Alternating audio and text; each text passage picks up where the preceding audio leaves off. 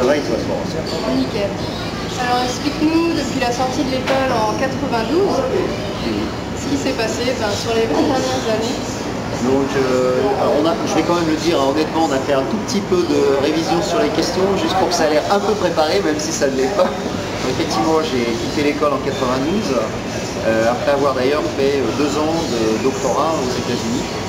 Et j'ai été embauché par une boîte qui s'appelait Rhône Poulenc, pour ceux qui connaissent, qui est devenue Rhodia, et qui, depuis cette année, va fusionner avec une boîte qui s'appelle Solvay, une boîte en Belgique.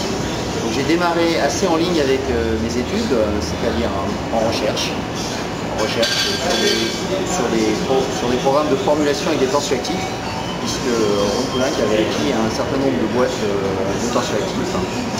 Et puis ensuite j'ai évolué vers un peu plus de l'application, c'est-à-dire qu'on est passé de l'organisation en filière purement technologique, donc des tensioactifs, vers des organisations plus marché, où on cherchait à comprendre à quoi servaient nos produits et pourquoi nos clients les achetaient.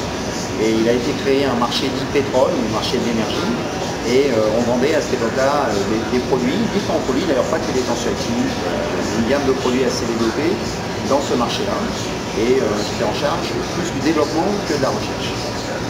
Et ensuite, je me suis occupé un peu plus de la gestion de projet, avec des grands comptes et portefeuilles de projets avec des clients, pour évoluer à la fin sur le marketing, qui est la conception finalement d'un besoin de client traduit en produit.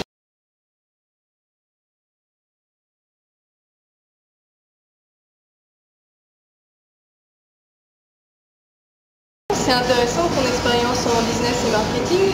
Est-ce que tu peux nous expliquer un peu plus précisément quelles sont tes missions au jour le jour, tes relations avec les clients? Est-ce que tu as des déplacements fréquents à l'étranger? D'accord. Et alors effectivement, donc au niveau des clients, d'abord j'ai commencé par du marketing plutôt opérationnel, donc c'était vraiment lié à la gestion d'innovation avec les clients, définition de besoins et traduction en produits. Alors, dans le secteur de l'énergie du pétrole, là c'est un marché très dominé par les Américains, donc l'essentiel des clients se trouve à Houston, au Texas, un endroit, on n'est pas très loin, mais bon, c'est pas le meilleur endroit pour les États-Unis, il vaut mieux être à New York qu'au Texas. Je dis ça, bonjour à mes amis texans, s'il y en a qui me regardent. Et aujourd'hui, j'ai voulu un petit peu plus vers du marketing stratégique, c'est-à-dire les besoins à long terme, acquisition, développement sur des acquisitions, sur des horizons 3 à 5 ans par rapport à du marketing opérationnel, où on est là sur des besoins sur 1 à 2 ans. En termes de... Donc, je continue quand même à voir les clients. Pour comprendre les besoins de demain, c'est aussi analyser ce qui se passe aujourd'hui, les évolutions. Alors je vais donner un mot qui fait peur. Par exemple, aujourd'hui on travaille beaucoup sur l'extraction du pétrole et du gaz des fameux réservoirs de schiste. Donc voilà, ça va pas faire plaisir à tout le monde, mais il y a beaucoup de techniques impliquées là-dedans. Mais d'autres techniques également. La gestion de l'eau par exemple, ça c'est quelque chose de très important. En termes de déplacement, donc les clients à Houston, les labos sur lesquels on s'appuie pour faire ces développements, il y en a en Pennsylvanie, il y en a en France, à Aubervilliers, centre de recherche, il y en a à Sao Paulo au Brésil, il y en a à Shanghai, à Singapour. Donc des équipes assez réparties dans le monde, ce qui oblige à avoir un réseau et pas mal de déplacements dans ces pays. J'ajouterai aussi que sur le marché de l'énergie, il y a 2 autres acteurs, enfin 2 autres zones importantes qui sont pas liées aux Américains. C'est la Russie, qui a sa propre culture et sa propre indépendance. Il faut comprendre historiquement entre les États-Unis et la Russie, mais c'est quand même quelque chose d'assez fort. Et la Chine, où le marché est un marché très étatique et où l'énergie est quelque chose de protégé.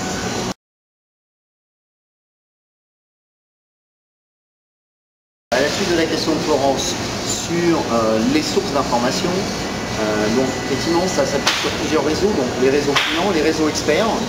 Donc il y a une société des ingénieurs du pétrole qui publie régulièrement, auquel il faut assister à certains forums.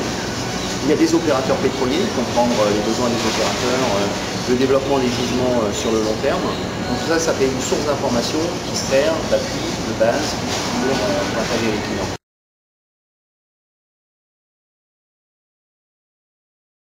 Tout à l'heure, on a parlé de quelque chose qui est important dans le marketing, effectivement, par rapport à la recherche. La recherche, quelque chose, c'est un cahier des charges très technique. Le marketing comprend un peu plus d'émotionnel, de compréhension, qui se traduit derrière en spécification de produit, mais c'est d'abord de l'émotionnel. C'est un peu une vision en tant qu'individu, en tant que responsable d'une organisation, de ce qu'on souhaite faire, de l'impact sur l'environnement, de l'impact, bien évidemment, il y a un impact économique très fort pour considérer le pétrole, quelque chose qui est cher et qui est rare, hein, qui doit être développé de façon intelligente. Et c'est toute cette somme et cette combinaison de besoins qui fait la différence finalement entre, au départ, quand j'étais chercheur, j'étais plutôt dans l'analytique, et quelque chose dans le marketing, on a un petit peu dans l'émotionnel, dans l'humain et dans le réseau.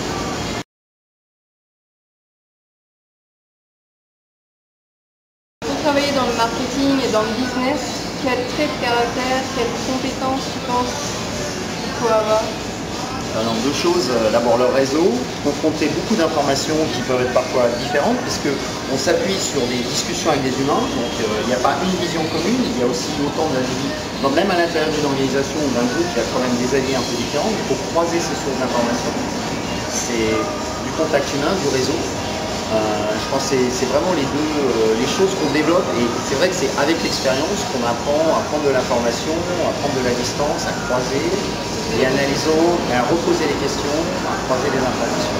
Et je crois que ça c'est une chose importante, c'est de ne pas hésiter à poser plusieurs fois les questions qui ont l'air un peu de façon assez identique, mais qui parfois permettent d'avoir des angles d'approche un peu différents. L'objet n'est pas bleu, il y a plusieurs nuances, et c'est ça qu'il faut essayer de comprendre, c'est toutes ces nuances. C'était il y a 20 ans, mais quand tu étais à l'école de chimie, au niveau des cours et des connaissances que tu as acquises, est-ce que tu te souviens de ce qui t'a été le plus utile pendant ta carrière au début ou aussi bien maintenant? Effectivement, il faut se replonger un peu loin. Heureusement qu'on l'a préparé un tout petit peu avant, mais même là j'ai un peu d'hésitation. Bon, il y a le côté, on a quand même une formation assez théorique hein, en France, donc on peut s'appuyer sur la théorie, ça rassure de temps en temps, mais je dirais, à part un peu de continuité sur la physico-chimie, et heureusement j'avais fait quand même une partie, j'ai fait mon doctorat aux États-Unis, donc j'avais fait un peu de travail de laboratoire.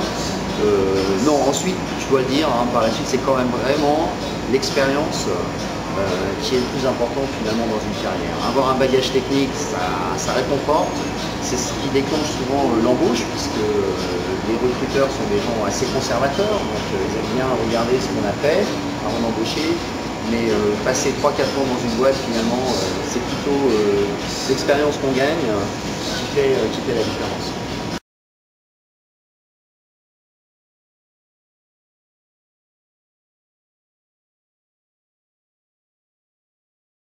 Tu as passé 5 ans à New York, et est-ce que pendant tes 5 ans à New York, au travail, tu as constaté des différences de mentalité par rapport à quand tu travaillais en France? Oui, je pense qu'il n'y a pas qu'entre New York et la France qu'il y a des différences, ça doit être un peu partout. Il y a une culture qui importe dans la manière dont on travaille. Ce que je notais comme différence principale entre la France et les États-Unis, c'est le pragmatisme des Américains. C'est d'ailleurs en ligne avec notre éducation. On est une éducation assez élitiste, très théorique.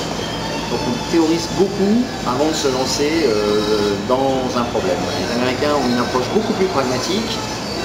D'ailleurs, ils ont une formation qui est plutôt basée sur la rapidité d'exécution que sur la théorie.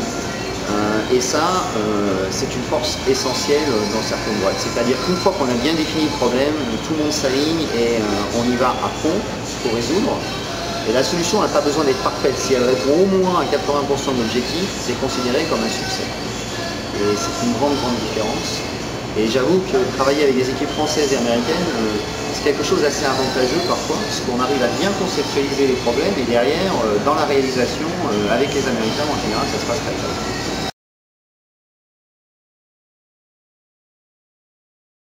Tu m'as expliqué que tu as eu des expériences de recrutement aux États-Unis et aussi en France. Et tu as constaté des différences aussi au niveau de comment ça se passait? Exactement, et ça c'est assez en ligne avec ce que je disais, c'est que quand on fait des recrutements d'équipes, soit aux États-Unis, soit en France, au niveau des ressources humaines, ou même au niveau des entretiens, en France, on accorde beaucoup d'importance à l'école, à la formation, même si on recherche quelqu'un qui doit avoir 10 ans d'expérience. Ça paraît incroyable de voir, de classer les CV, de classer les entretiens par école, par filière technologique. alors que sur 10 ans d'expérience, les 6 dernières années sont les plus importantes finalement, quelle que soit l'école qu'on a fait. Aux États-Unis, dans un entretien, on aura juste regardé à la fin pour savoir si les études se sont bien passées ou si on en a gardé un bon souvenir. L'entretien sera basé essentiellement sur l'expérience. Et ça se retrouve effectivement dans la manière de travailler. Question pour finir l'interview. Quand tu étais ici à New York, qu'est-ce que tu as apprécié le plus dans ta vie, dans cette grande ville, et qu'est-ce qui te manquait de la France? Donc, par ma formation, maintenant mon métier, j'ai compris que j'accorde beaucoup d'importance aux gens, au contact qu'on peut avoir. Donc aux États-Unis, la chose que j'aime le plus, c'est la facilité d'entrer en contact avec des gens. Ils sont très ouverts, ils sont curieux, donc ils me posent des questions. Ça ne veut pas dire qu'on va avoir des relations sur le long terme, mais en tout cas c'est très facile de rentrer en contact. Ils sont prêts, d'ailleurs ils sont curieux, ils aiment beaucoup d'avoir des discussions très intéressantes. Et alors, ce qui m'a le plus manqué, ça c'est plus de la gourmandise, c'est le fromage. Et à chaque fois que je rentre en France, il fallait que je revienne avec du fromage. Donc j'en ai beaucoup. S'il y a des gens qui sont douaniers, voilà, j'ai beaucoup trafiqué sur le fromage.